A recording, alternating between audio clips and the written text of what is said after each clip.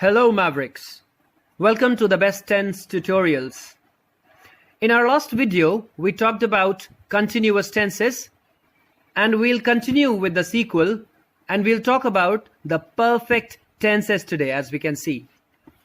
Well, it seems to be, for most of the students that I have experienced, the most complicated part of tense. However, it is not so. It depends on how we see it, how we learn it, and how we practice it. So let's get started. We'll talk about the perfect tenses. So the three types of perfect tenses that we'll talk about would be, first one is present perfect tense, second one is past perfect tense, and the third one is future perfect tense. Let us see present perfect tense as an example and the format. Well, the structure is the first and the foremost thing that I have told in my first video. Unless and until you be an expert in structures, it'll be of no use doing the usage. So let's go through it once more. The perfect tenses talk about the usage of has and have and had. So the subject along with has and have, along with the third form of the verb and the object. Well, don't get complicated here. Has and have. As I have mentioned, the subject-verb agreement is to be applied here. How is that? Well, is the subject is singular. Say like the boy. So the has and have, out of has and have, you can take only has, because has goes with singulars. Let us see this. We need to identify the have form of verb. That is a very important part actually. So if I talk about the plural pronouns, along with plural nouns, they fall in this category and all of them will take have. However, if we travel this place, all the singular pronouns and the singular subject, singular nouns will always take has. There isn't any usage of have here. So don't get confused. You have to practice and get acquainted to this so that you don't fumble up. All right, so now let's see, as this is all about subject-verb agreement. So if I use a plural pronoun, I will take have. I have posted the letter. However, if you would have taken anything else, suppose she, instead of I, if you will put she here, it'll become she has posted the letter. So this is very important that you don't fumble up with has and have. This is to be done first. All right, we'll talk about the usage later. First, try and revise the structures. So that was present perfect. We move to the past perfect. The structure is mentioned here. Subject plus had plus the third form and the object. So the child had eaten the cake. You take this, I had posted the letter. Or you take this, she had posted the letter. They'll take only had because it talks about past perfect. We'll get into the usage and you will better understand it then. All right, now let's see the future perfect form. As the structure says, subject along with will or shall have plus the third form of the verb and the object. Now we cannot use anything else than have here because will is a model. And in grammar, all the models come with the first form of the verb. You cannot use anything else.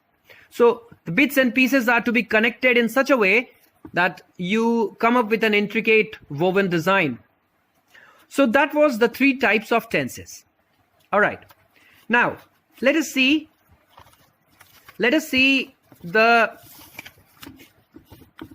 before we proceed with the usage and all other technicalities of perfect tenses, I would really like you to know the regular and irregular verbs. Well, irregular verbs are all those apart from ed words. How would we know? All right, let us see. I have tried to mention some of them. So let me make it clear for you. If I say all these words, look at him. Smile, prove, finish, polish, vanish, trim. We talk about these words: look, watch, call, push, pull, etc. All these will end in ed in their past form. And that's what it says, that the moment the past tense and the past participle both will end in ed.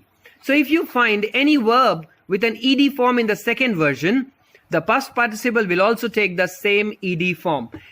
Well, you will have to memorize and learn these things, right? All right. Now, let us move forward and see the three different structures that any tense could use.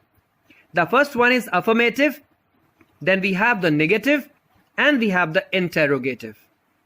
So we take the affirmative first. Affirmative means positive. So anything I say should be positive. That means you should not be using the word no, never, not, at all. So I have finished my work. And the negative would be, I haven't finished my work. And the interrogative would be, have you understood it? Well, we take it, have you done your work or have you understood? With a question mark at the end. So this is to be practiced very, very securely in order to proceed with the tenses part. Right then, we are ready to start with something. Can you guess? You're perfectly right. We'll start with the present perfect tense.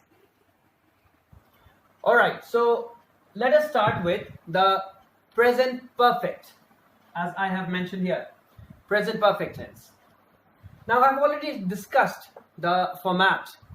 Format would be this: subject plus has if the subject is singular, and have if the subject is plural, along with the third version of verb. Remember, all the perfect tenses, be it present perfect, past perfect, or future perfect, it will take has, have, or had definitely. So if you're using a perfect sentence without has, have, or had, you are wrong.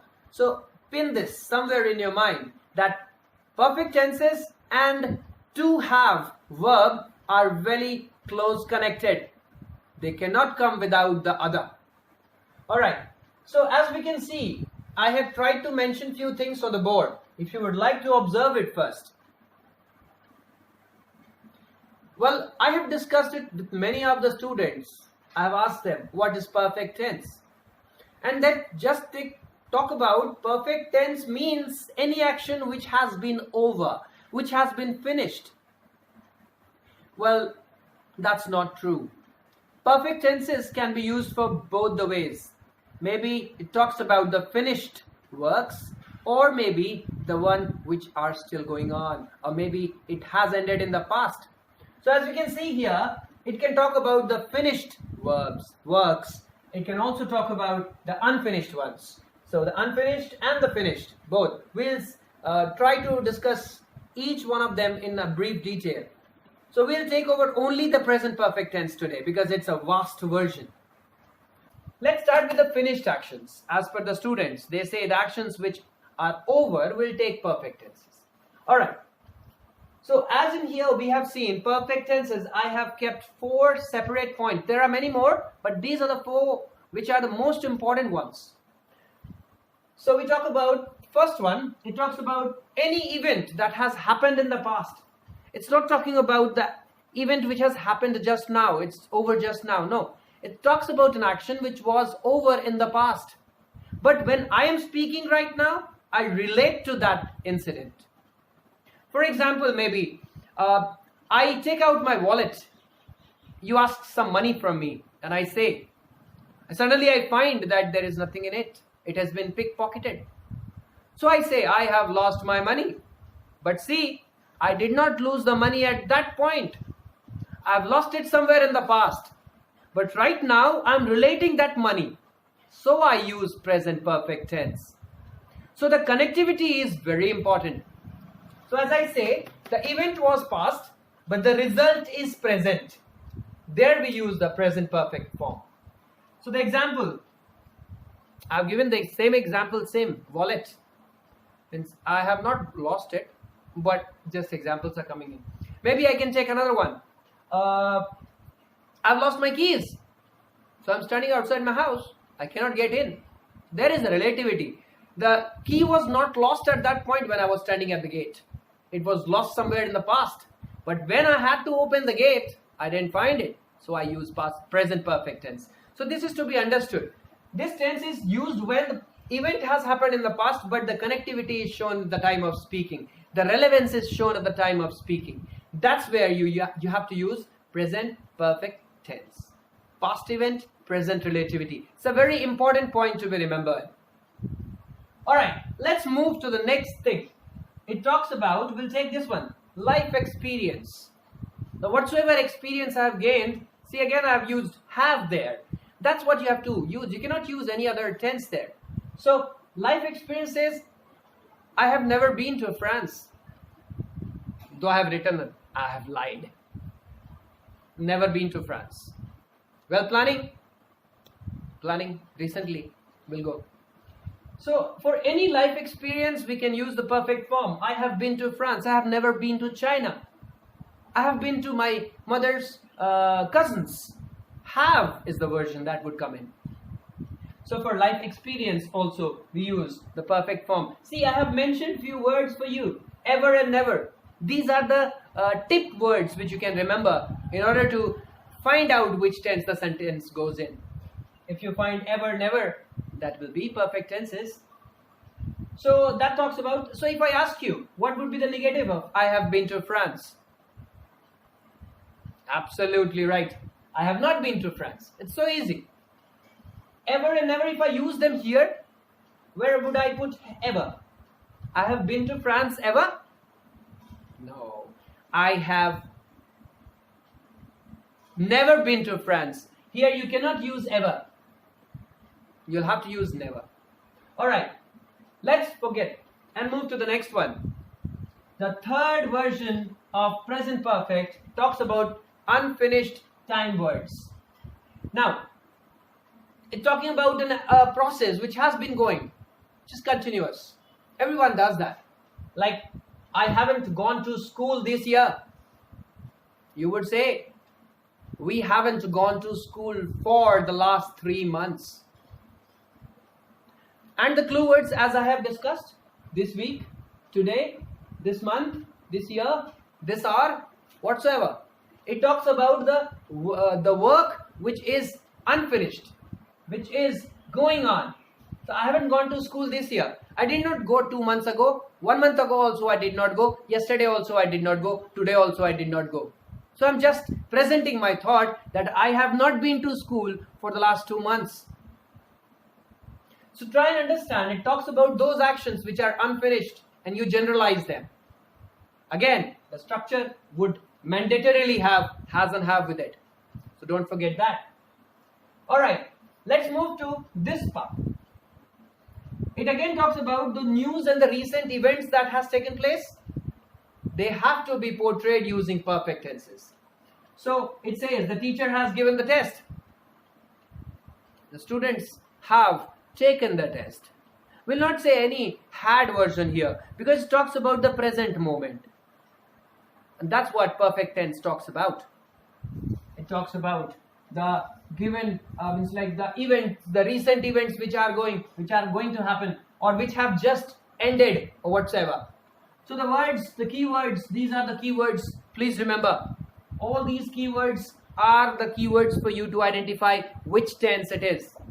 I mean to say, the moment you find yet, already, and other words like recently, soon, these words are only present in the perfect version, especially in the present perfect version.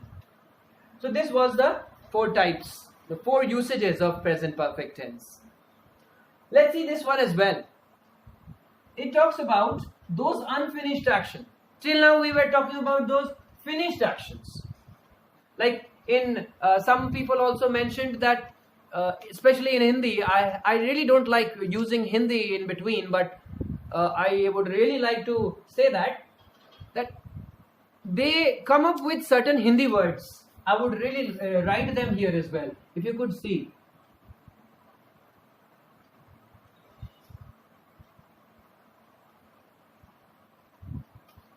Chuka, chuke, chuki. That's what I have heard. They say if there is a sentence using these 3 words, they are perfect tenses. I say it's right, but it's not totally right. It's not always so. Sometimes these actions are not at all there. The work is not finished. Still it takes perfect tenses. That's what is to be understood. So let's see this. Here the most important thing is these two words which I want you to identify. So like if I say for, it is used for a period. And since is talking about point in time. So period talks about a time span, point talks about a dot in the time. So I have given certain examples also. It's a very important thing. So the moment you find since or for in a sentence, you should understand it is a perfect tense again as well. No doubt. You can seal it there. 100%. But we need to understand the usage of since and for. So like if I give you suppose this is a line, this is 2019 and this is 2020, and I'm talking about the whole period of time. What will I use, for or since?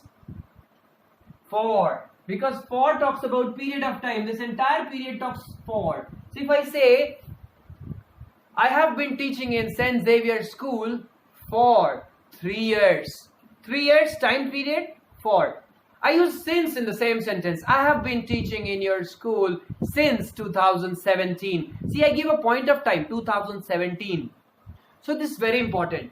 For is used for a period of time. Since is used for a point in time. So we can say since Monday, but for 2 days. See, point of time, period of time. Since morning, point of time. Since 3 hours, period of time. Since for 3 months, period. Since January, point. So this has to be practiced in order to get it clarified. And well, that's all about perfect tenses. Well, I think things would be clearer. It's like I have left on certain points which include, I don't have space here, but I would write it, accomplishment.